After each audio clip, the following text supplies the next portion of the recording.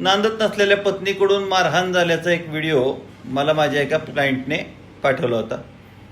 त्याच्यावर काय कारवाई करायची याचा सल्ला देखील त्याने मला विचारला होता. त्यावेळेस आम्ही ती कारवाई सुरुवात केलेली असताना माननीय सर्वोच्च न्यायालयात एक सुनावणी चालू असताना सर्वोच्च न्यायालयाला बूट फेकून मारल्याची एक निंदास्पद घटना, घृणास्पद घटना काल घडल्याचं समोर आलं. त्याचा आपण निषेध करेल तेवढं कमीच आहे.